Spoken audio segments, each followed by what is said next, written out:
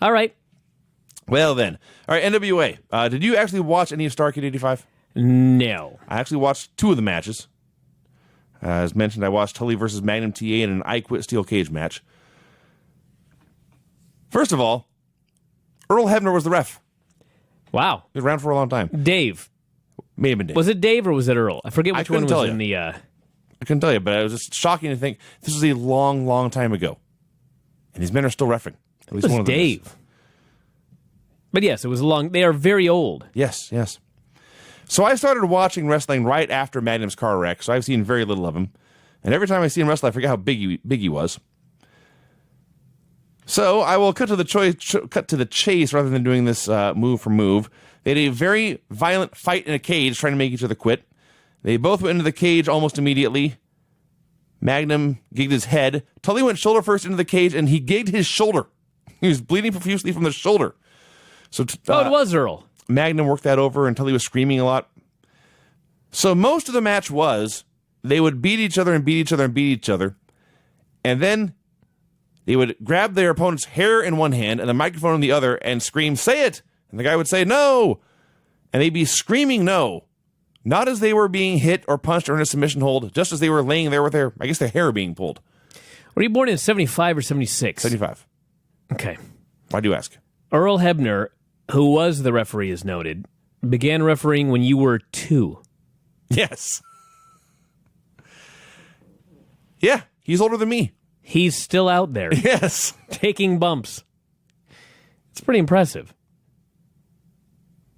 So, in 1985, I'm sure this would have been, I would have viewed this differently, but I've seen enough UFC fights, for example, to know that men in pain don't necessarily scream all the time. And so this came off as very over-the-top selling, watching it here in 2015. As I said, in 1985, I would have had a very different reaction. The last 2 minutes were great. Tully's getting very frustrated. Nothing he's trying is working. This fucker won't quit. So he throws the ref down, and Baby Doll throws a chair over the cage into the ring. And Tully slams the chair into the mat. He breaks it apart. He picks up a sharp piece of it, and he attempts to jab this sharp piece into Magnum TA's eye. And they got a close-up of it, and Magnum's on his back, and Tully's on top of him, pushing this wood into his eye. And from the grip they were using on their own hands and on the weapon, this looked like every knife fight in every movie you ever saw. And people thought Magnum was fighting for his vision, and they were screaming. They were screaming. They were pissing themselves. They were terrified. They may see a man struck blind here. And Magnum finally powered him off. Then he grabbed the spike. He drove it into Tully's forehead. I think the idea was supposed to be he was going for Magnum's eye, but the camera close-up made it clear that wasn't the case. So Magnum's driving the spike into Tully's forehead. Tully is screaming and gigging at the same time, bleeding everywhere. And finally he just says, "Yes, yes, yes." Didn't even say "I quit," but he said yes. And so Magnum won. Here's the flaw in your theory of men screaming. All right. So if I'm going to armbar you, either tap or your arm breaks. Right. It's very different from being stretched. Like a lot of these holds were just painful. So there was no real reason to give up if you were in so much pain, if you could maybe get out. Something was going to snap or break. All right. Like if you ever hear stories about Stu Hart in the dungeon, what do people always say? You heard screams coming from the dungeon. Yeah. Men would just scream and howl in pain. Yes, because Stu had them in submission holds. Sure. Magnum did not have Tully in a hold when Tully was screaming. Oh, what was he screaming about? I don't know. A hair pull, apparently. Hey, I'll pull your hair. Did you listen to anything I said? I did, but I was getting caught up on the screaming and yelling in an I Quit match. Yes. So it was very good, but like I say, watching it with for the first time in 2015, it did. I can't say it held up as a classic. It was a very good pay-per-view match. Now, what I watched also and liked actually even better. Please tell me you watched The Barbarian. Did not watch The Barbarian. God damn it. I watched the Rock and Roll Express versus Ivan and Nikita Koloff. Why'd you choose these two of all matches? Well, I wanted to watch Magnum and Tully. I have for years. I've never seen it, and this seemed like the right time to do it. So this was next? This is, yeah, basically. There was a street fight between the Midnight Express, Jimmy Valiant, and Miss Atlanta Lively, which was Ronnie Garvin in drag. That sounds fucking awesome. Well, I watched it, but I did not take notes. I spent the entire match typing up my thoughts on Magnum and Tully. It was something. It was a spectacle. That is for sure. It was a spectacle.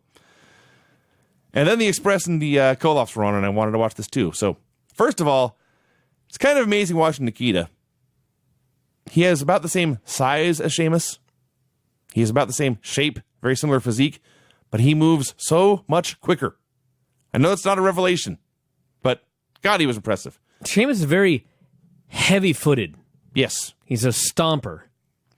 Nikita had reflexes. He moved sudden. So the story of this was, Nikita Koloff was essentially, in 1985, a Russian Undertaker. He was the biggest, scariest dude around, and everyone knew he could not be beaten. He was Goldberg. He was also Goldberg, yes. In fact, that's probably better. He looked like Goldberg. So Ivan was a tough man, but he was clearly the weak link in this team, and everyone knew it, including the Russians. So Nikita starts, and he just talks and the rock and rolls around. About 2 minutes in, he tags in Ivan, and the Express pounces. He'd been waiting for this time, and they do not want to let the old man out. They beat him up for a long time, and finally, Ivan caught Gibson, actually, in a bear hug and dropped him into the cage, and that was for the heat on Gibson. Not Morton, Gibson. Maybe the first time I've ever seen that. So they worked him over for a while. They took turns tagging in and out, but it was still clear. Every time there was a serious comeback fight, it was against Ivan, not Nikita. All the Russians' offense was very basic, stomping and clubbering and kicking and chin locks. And finally, Gibson ducks between Ivan's legs, hits a dropkick, and the heat for this was insane. People no longer cheer for wrestling the way they used to. I know it's breaking news, but holy Lord. So he tries to cover, but the ref is bumped. So since there's no ref, Nikita casually comes in. He murders Ricky Morton, who wasn't even in the match. He murders Gibson, because he is in the match. He puts Ivan on top, and he saunters back to the corner.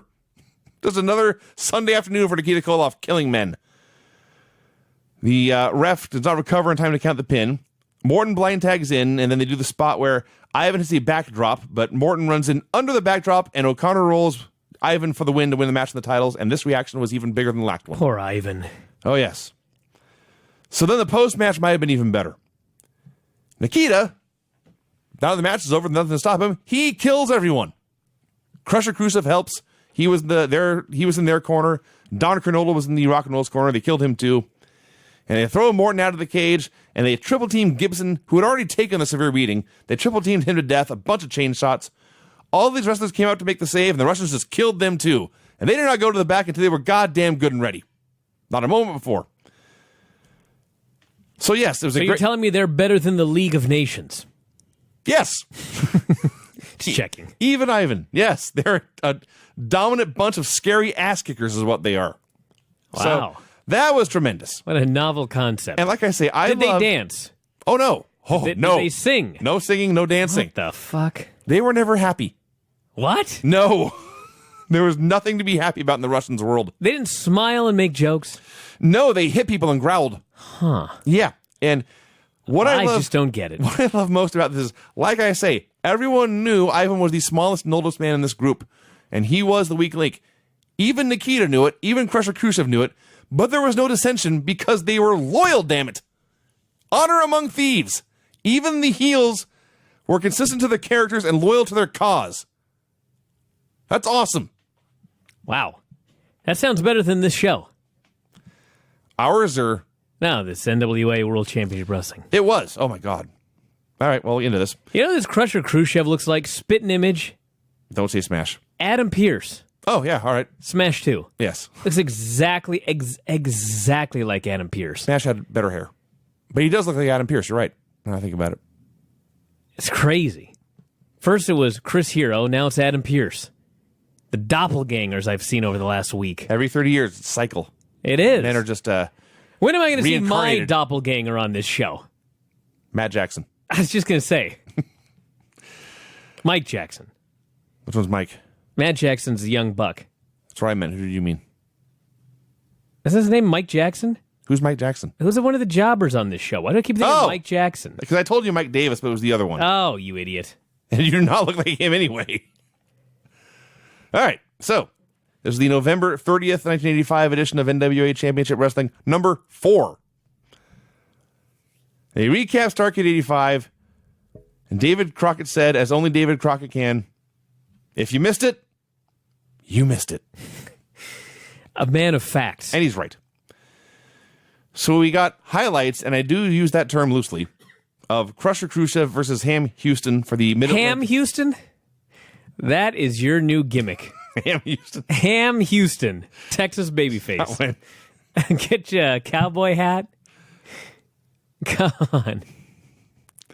So Use the Baconator as a finish.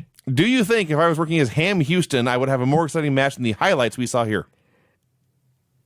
That's a damn good question. You would not get the reaction that Sam Houston got. No, I would not. A lot of head scissors, a lot of headlocks. The most exciting thing by far was the referee who was... Sonny Fargo. Was it? Roughhouse Fargo. In this was. In this match in 1985, he was dressed like it was 1975. Head to toe in lemon yellow, giant flared collar, huge bell bottoms. Yeah, he looked awesome. He stood out. He was great. He did not fit in the back, sink in the background. And he was taking bumps like a wild man. Sure. 2 bumps in this match. So Khrushchev had a big flapjack and cut him off for a while, and Houston cut him off and hit some Oh, wait, that's punches. another match. Sorry, there were no ref bumps. Finally, Houston hits the bulldog, but Khrushchev gets a foot on the ropes. Houston celebrates, but when he turns around, Khrushchev drills him with a Russian sickle and pins him. You're missing a key detail in this awesome match. Houston thought he won, as noted, but Crusher had his foot on the ropes. Mm-hmm. So Crusher then hits his Russian sickle, and when he made the pin, Houston's foot was on the ropes. I did miss that. But the ref didn't see it. Ah. And Khrushchev, just as he's getting the pin, he just calmly yanks the foot off the ropes again. Well, he was so smooth, I missed it. That's right. And he won the championship. They fucked Sonny Fargo, actually. Roughhouse Fargo fucked poor Sam Houston out of the Mid-Atlantic title. Man. My wife was so baffled that there was such a thing as the Mid-Atlantic title. That's right. They should bring that back, she said. Yeah. The best wrestler in like the Carolinas and Virginia. Yeah. Hey, I was the best wrestler in Texas and Arkansas. That's true. He got me there. Yeah. Terry Taylor versus Buddy Landell for the national title. This was where Roughhouse Fargo took his bump. A couple of things about this match. First off, as I'm sure everybody is well aware, Buddy Landell just died in June. Yeah. He got in a car wreck, and apparently he checked himself out of the hospital. Don't do that. And then he didn't wake up the next day. This guy had a lot of problems. We're about to see one on this show because it is within 1 month that he no-shows TV. And Dusty called him, and he told him something like, "Don't fucking ever call me." He had a bunch of coke and Valium, passed out and didn't make it.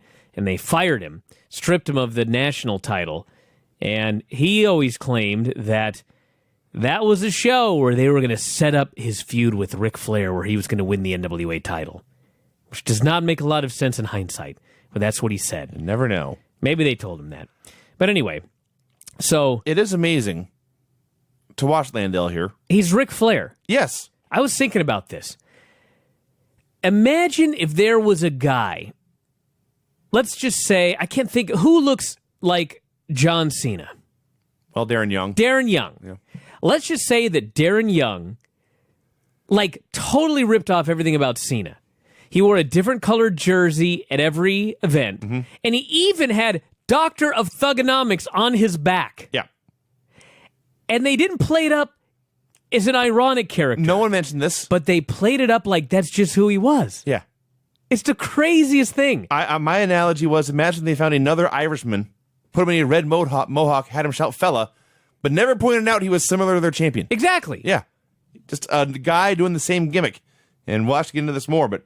I mean, look at like fake Razor and fake Diesel in yes, WWF. This was not that. No. This was not fake Sting. No.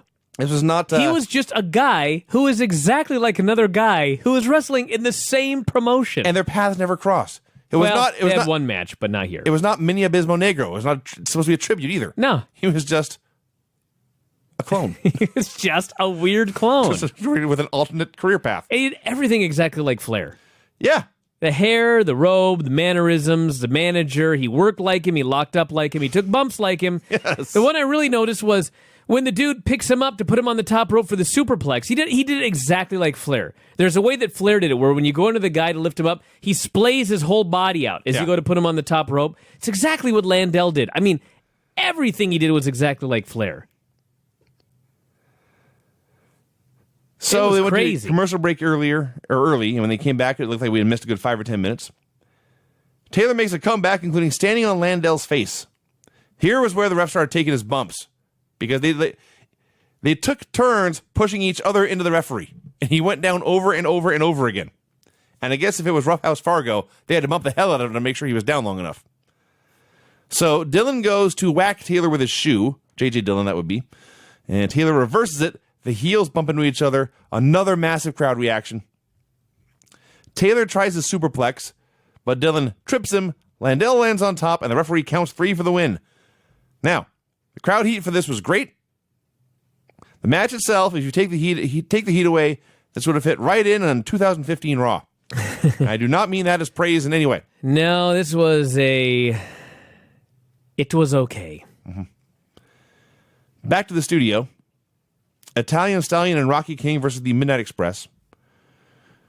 One of the great tragedies of copyright law is that the Midnight Express's theme has been edited out for these shows. That is sad. Fargo lived a long time, by the way. Yes, he did. 2008, I think he passed away. Mm-hmm. And he looked 100 years old in this match. Yes. His outfit was 300 years old. It was crazy. So, of course, Cornette was on commentary. He had some great lines, including, my men are going to do some moves you guys won't know the names of. And all I can think is that's the exact same thing you said to Vince McMahon 10 years later. And I would say to him today. Yep. And he added that there were 87,000 million people watching. I think it's one of those things where he was going to say there were 87,000 people watching, like that was a huge number. But then he realized he was on national cable television. More than that. And he was like, shit, that's too low. So he added 1 million. Yeah. And it just kept on going. He openly campaigned for votes for the Pro Wrestling Illustrated Awards. That's right. Demanded they win both Manager and Tag Team of the Year. I got a better one. During the middle of this match, in the middle of a wrestling match, all of a sudden, Tony Schiavone plugged the name of a couple that had been married for 50 years. And he says, we always give shout-outs to those of you that have been married for 50 years. Here's the address. And they gave the postal address. Yeah. So to commemorate this show, I hereby announce that every Sunday, I will give shout-outs to any listeners who have been married for 50 or more years. Now, you need to send me a copy of your marriage license, and you need to mail it to me. Post Office Box 426, this is old school, Vinny. Post Office Box 426, Woodinville, Washington, 98072. If you mail me a copy of your marriage license proving that you've been married for more than 50 years, I too will give you a shout out here on this program. It's the kind of man I am. That's also, by the way, the address for presents. Note my tree. You do have a tree. It looks very much like the tree in a Charlie Brown Christmas. Doesn't matter. That's my tree. And we have gifts underneath. That's right. More to come. 'Tis the season. That's right. So this match was fine. It was much more competitive than you would think. Basically, just had a regular tag match. And after several minutes of back and forth action, Eaton hit a big knee drop, and Condrey hit a brainbuster, and they pinned him. I noticed that the Midnight Express were a good team. It's true. Yeah. That is some cutting-edge analysis. They weren't bad. But I have no evidence to dispute your claim. No. So I'll move on. Yeah, they were awesome, everyone. I know that's breaking Let's news. move on to the greatest man in the world. Billy Jack. Yeah. Billy Jack Haynes got a promo. Let me read some of my notes here about what this man said. He said, and this is virtually a word-for-word quote, I'm doggone proud to be an American. He said hi to everyone in Oregon, which he does on every promo. That's right. Which is never not funny. Hey, everybody in Oregon. He says hello to his daddy. Blows him a kiss. Blows him a kiss. And then he says he wants the Barbarian. He notes he's in the best shape of his life, which, by the way, he said for 2 weeks now. He then adds, not trying to brag, I just want to go all the way to the top. And then when he's done, he turns to Tony Schiavone, he extends his hand, he shakes. That's right. And off he goes. He says, thank you very much, Tony. It's so... He's the best babyface I've ever seen. You know what? He's not even very good. No. But he's absolutely unique. No one's scripting a fucking promo for this goofball. This is his idea of a babyface promo. Hi, everybody in Oregon. I want to make sure I send a shout out to my daddy. Love you, daddy. It's crazy. And it's amazing. I'll call out all the other big men in the company. He called out the Russians, the Road Warriors, and the Barbarian. And he said, I'm in the best shape of my life. I don't want to brag. Does that every week, too. Yeah, I don't want to brag. And he wants to go straight to the top. And he thanks the fans for their support. Yeah. I had no idea Billy Jack Haynes was so great. Well, you know, if we would have watched this a decade ago, he wouldn't have been great. But after a decade of these god-awful fucking promos on Raw, this man blows my mind. That's right. Billy Jack Haynes saying hello to people in Oregon. Johnny Weaver interviewed Dylan and Landell after their championship win over Taylor from the Starrcade show. God damn this guy's head. Johnny Weaver? Oh, yes. Oh. I think talking about later. But, yeah, there was a lot of bleeding back in the old days. So Dylan talks about how he had beaten Ron Bass earlier in the show. He declared himself the king of the bull rope match. He proclaimed that Landell was now the national champion. He would be the national champion until the day he won the world title. Yeah, about this Johnny Weaver fella. Have you ever noticed when we watch these NWA shows and even like a lot of the WCW and Nitro stuff, maybe not so much Nitro was starting to go away, but these old guys were legendary. Yes. They were greatly respected. Yes. Now they're old, goofy shitheads. If you watch WWF or WWE, if you're old, you are so out of touch and you're a geek. And they'll put you in a comedy skit inevitably, and it's crazy. What went wrong with this business? Vince has no respect. It's crazy. Of all people that should have respect for older wrestlers, yeah, you'd think it would be him. You would think. God, it's crazy. Everything he ever has, he has owed to these wrestlers. But no, that's not important to him. If they brought Jimmy Hart or Gene Okerlund back. Like, would they ever let just Gene Okerlund go backstage and interview guys and talk about what a legend Gene was? And, oh, my God, we've got Gene Okerlund here. He's going to be interviewing all of the stars tonight. No, Gene Okerlund would do a dance, or he would sing, or he would do something ridiculous. He'd get pantsed, something stupid. Sickening. It's disrespect. So back to this Landell promo. He outright says, I'm not making this up. For those of you who think we're exaggerating his Ric Flair ripping offness, he outright says, I have been watching Ric Flair, Tully Blanchard, and the Andersons, and I have modeled myself after them. One of them. Yeah, but I don't see a lot of Arn in this man. Nor Tully. Certainly not Ole. Yeah, he is not shy about this fact. So then we go back to the studio for Raging Bull versus Tommy Lane. I got to talk about this. The bad news. Everything. No, you're wrong. 99% was bad. Then we had the 1% that was great. They had Don't hideously, say the finish. Yes, yeah. Fuck, Vinny. Come on. This was the best thing on the show. They do this horribly, hideously boring match. And finally, at the end, Tommy Lane whips him into the ropes, and Tommy Lane is going to punch him in the stomach, I think. Or something. He stuck his arm out. Manny Fernandez, the Raging Bull, his counter is to leap high in the air and do a flip and land on his fucking ass. But then he jumps to his feet quickly and does a running high cross, knocks the man down, and falls on him at the same time for the pin. I've never seen that counter. No, you have not. In my life. There's a reason no one has ever stolen this. Taking this giant flip bump looks like it would have hurt Raging Bull more than just getting punched in the stomach. You're right. It does look that way. Yes. Now, and then, would you talk about the match or can I talk about the promo? I want to talk about the match more. Okay, go ahead. First of all, as the graphic said, this is not Manny Fernandez, not even the Raging Bull, just Raging Bull from the Bull family, our son Raging. This match was 5 to 10 minutes of headlocks and head scissors.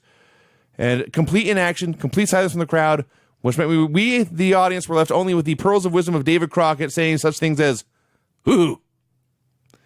There'd be an arm drag or a hip toss. That is really the extent of it, too. Yes, they would go back to the headlock.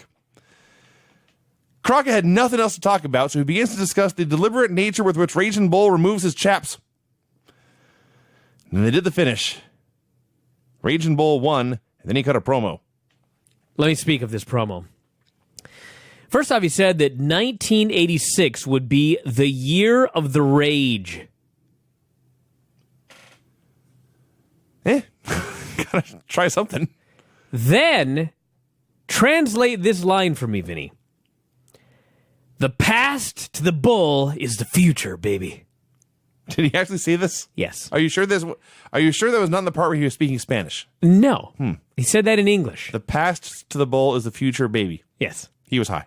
What does that mean? I got no idea. And then he spoke Spanish. He's got this promo in 80% Spanish.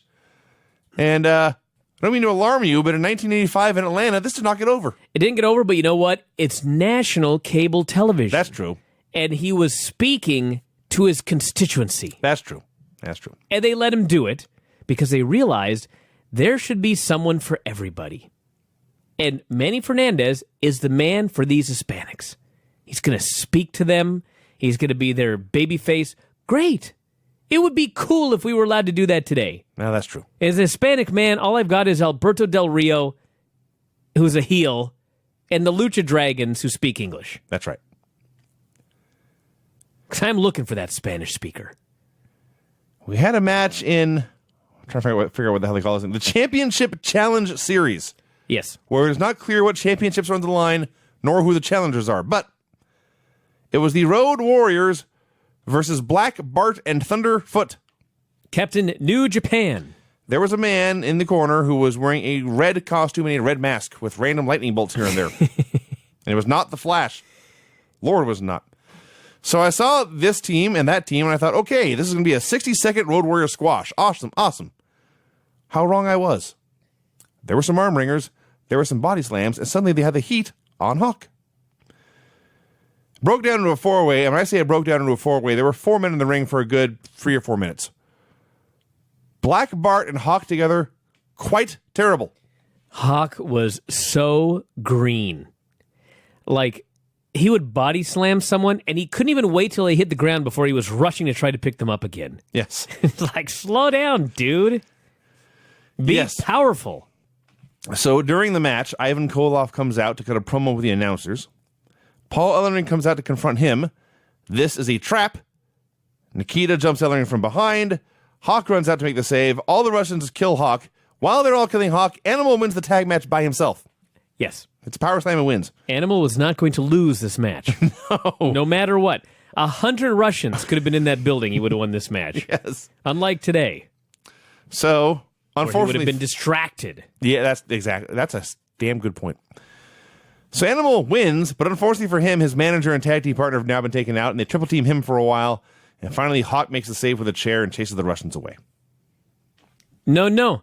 Don't forget, the Russians took out Animal with a chain to the neck. There was that too, yes.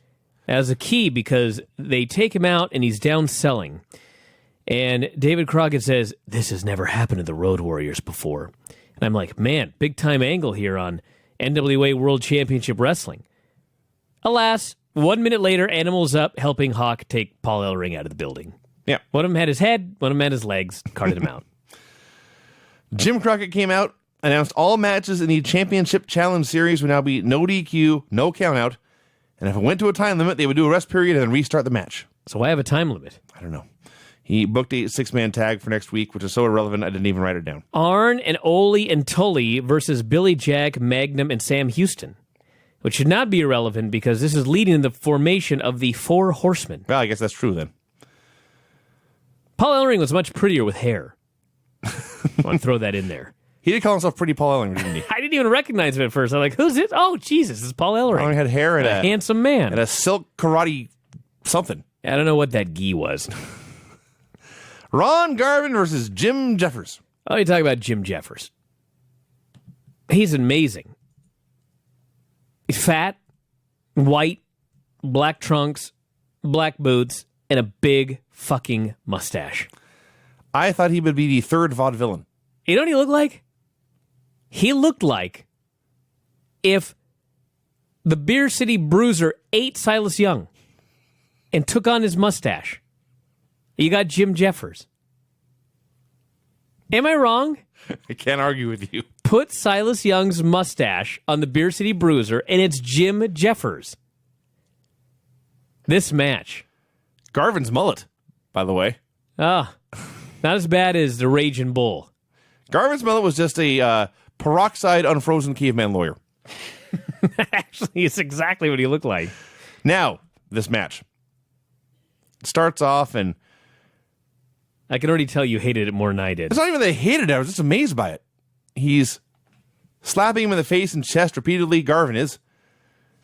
And he takes him down. He's doing shoot cradles and Stu Hart-style submission holds, and I thought this match may have been a shoot. He almost had him in the sugar. He did. That's what the announcer said. Yes. He was out here to beat up Jim Jeffers. And Jim Jeffers looked at many times like he was not aware that he was going to get beat up like this. But you know what? He would not quit. Oh, no. Jim Jeffers would not quit. He took a thrashing. He got his ass kicked here. He got his ass kicked there. This beating was savage and unrelenting. And then... So Garvin, see if I remember this right. Garvin tries a sunset flip. And I almost said bruiser. Jeffers fought and fought. He punched him. Well, before that, he fought and fought, and he sat down on Garvin's chest and did a double bicep pose. He mocked him. And Garvin kicked out, and then Jeffers punched him. There was a punch in there. I may be getting some of this out of order. The point is, he had the gall and the temerity to fight back. And this just made Garvin more pissed. But he got a hell of a comeback. And he beat him more. So after all this, there's more slapping, there's more chopping, there's more kicking. His finish was a closed fist punch. Right in front of the referee. Right in front of the referee. He punches him, he sits in his chest, and he wins. Why was that punch legal? What a dick Garvin was here. Jeffers did make a comeback. Yes. This is a key that you need to make sure that the audience knows. And then he went up top exactly like the fucking Beer City Bruiser. He leaped off, he crashed and burned, and then he was punched right in the face for the pin. Yeah. The hands of steel. Everyone else is not allowed to use a closed fist. It's just like the Big Show's finish. It is. Why is that closed fist legal? Someone explain this to me. Perhaps you have a 5 count. And they stop punching before the 5 count's over. Yeah, Garvin, Dick. Road Warriors returned for a promo. They said they had no friends, but they were Americans, damn it. And World War III had started today. They ordered every promoter in the world to sign this match. Hawk started to lose his train of thought, so Animal took over. Said, Paul Ellering handles our money. Now he's laid up with a bad neck. He's hurt real bad. I loved that Animal was mostly upset because the man who handled their money was hurt. Yeah. What do you think the Road Warriors fight for? That's all he is to them. He's the man who handles their money. That's right. Then he said, and this is a quote, "We don't have any friends, but we're from this stinking country, and we hate your country, and we hate you." They really said that. Yes. That was incredible. We hate your country, and we hate you. Oh, God. Arn Anderson, who is one half of the National Tag Team Champions, comes out to talk about the TV Championship. God, this was great. There were a lot of belts in this territory. Do we mention that? Yes. And you know what? I will say, everybody thought their belt was the most prestigious. That's true. Unless you were talking about the world title. They were all... The world title was above everything else. this national title I have, it's better than that Mid-Atlantic title. It's not as good as the world title, but it's the second best belt. Everyone said something like that. Arn said it. Magnum said it about the U.S. title. They all respected their belt. That's right. So Arn, the gimmick was... they explained it here in flashbacks. Arn and Tully hate Dusty. Dusty was the TV champion. So when he was on crutches, they came out, they kicked the crutches out from under him, and they stole his TV belt. Assholes. He said he had possession of the belt. That was 99% of the law. It's 9/10, that'd be 90%. That's what I'm just quoting Arn. And he said he had his own highlight reel of himself making title defenses against geeks, winning with the Gourd Buster. Talked about what a great move that was. It was so awesome. This man out here talking about how awesome his Gourd Buster finish is. Oh, yeah. And they just showed finish after finish in slow motion. Mm-hmm. And he's like, hey, you want to take this, Jim? You don't want to take this. Look at that, right on his nose. Look at that, right on his face. And they'd shown slow motion. It was awesome. Yes. Then they showed Arn doing a promo from another show where he was holding the TV title over his belt, looking at the camera or the interviewer. He's saying, if you want your belt back, Rhodes, you come and get it. I'm right here. And then Rhodes comes up from behind him, waffles him in the back of the head with a plastic chair, takes his belt, and walks away. Yeah. It was so great. It was great because they got a tight shot of the two guys, Arn and the guy interviewing him. And was it Weaver? No, I can't remember the guy's name now. It doesn't matter. But anyway, all of a sudden, you know Dusty's coming because they start to pan out and people start screaming. It was Bob Caudle. Bob Caudle. And everybody notices except Arn. Yes. So all of a sudden, Dusty is behind him, and he's got this big fucking chair, and he dumps it right over the guy's head, and Arn goes flying. It's a plastic chair. Yes. It was an easy shot, but it was still ridiculous. It was pratfall comedy. Yes. And then he reaches down, picks up his belt, and he walks away like the Patterson Sasquatch. Yeah. Just lumbers away, looks once over his shoulder, and then keeps walking. Indifferent to him. So Arn says, this was a cowardly attack from behind, something I'd never done in my life. I'm always man enough to look you in the eye. I'll look you in the eye when I kick your leg out of your leg. That's right. So they go to commercial. They come back. They show the chair attack again. And on second viewing, it was actually much better. Oh, yeah. So here's a few details that we have not discussed yet. As noted, it's a very, very tight shot. And Arn's running his mouth, and you hear the crowd cheering.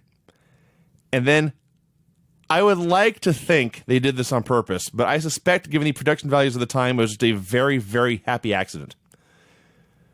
But before you see Dusty, and before you see Dusty's chair, you see Dusty's shadow welding the shadow of the chair.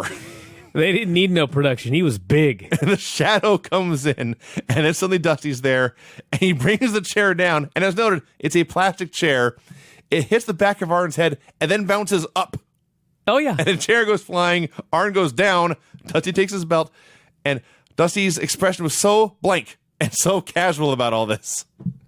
You know, the last season of Tough Enough, they had ZZ, who was fat. That was his gimmick. And, like, he couldn't do any of the things they wanted. He didn't have a good body, but he could talk. And so everybody compared him to Dusty. Like, if Dusty came along now, he'd be ZZ. And he'd have no hope in this business. Because they'd just make him do all these drills, and they'd make him get eliminated, and they'd run him off. ZZ is now the Performance Center, because he came in second, and everybody loved him. And they always have these shots of him in street clothes, where he's wearing like a button-up shirt and trousers. Fucking spitting image for Dusty Rhodes. And let me tell you something. We're going to get to it in a minute, but they've got Dusty versus Tully in a cage. You can't tell me that with a year of training, ZZ couldn't have this match in this cage with Tully Blanchard, because Dusty was fucking horrible in that match. Yeah. So, yeah, they aired Magnum TA's post-match promo from Starrcade. We talked about how that match was so violent it shouldn't have even been a wrestling match. But the point was he had his U.S. title. It was back where it belonged. Then Jim Crockett reappears. Says, we're going to crown a new TV champion. So I guess Dusty was stripped of it after all. He announces it'll be a one-night tournament on this show on January and blah, blah, blah.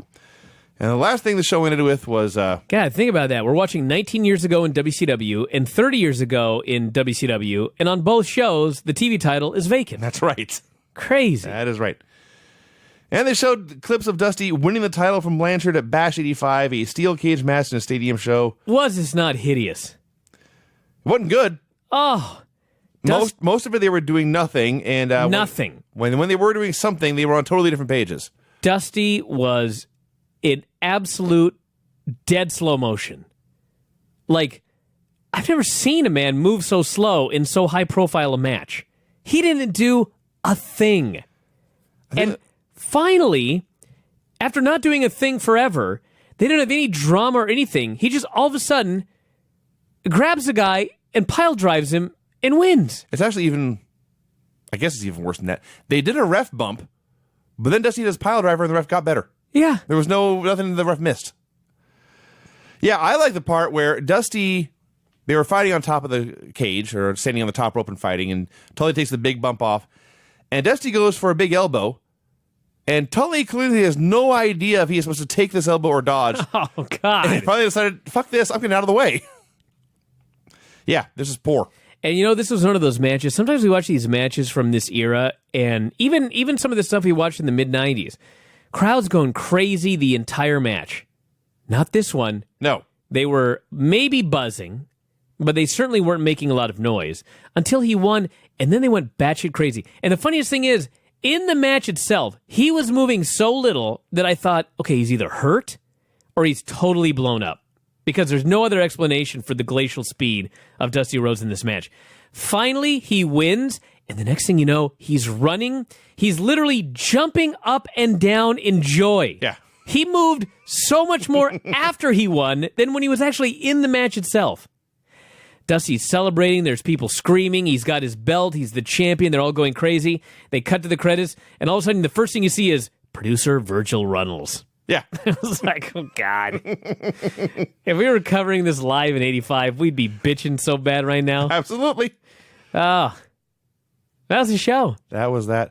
Yeah, the our promo and that whole segment was great. The Raging Bull match fucking sucked. Nothing else was pretty boring, really. I still had fun watching it. It was better than Raw. It was better than Raw. Yeah. One last song on a similar note.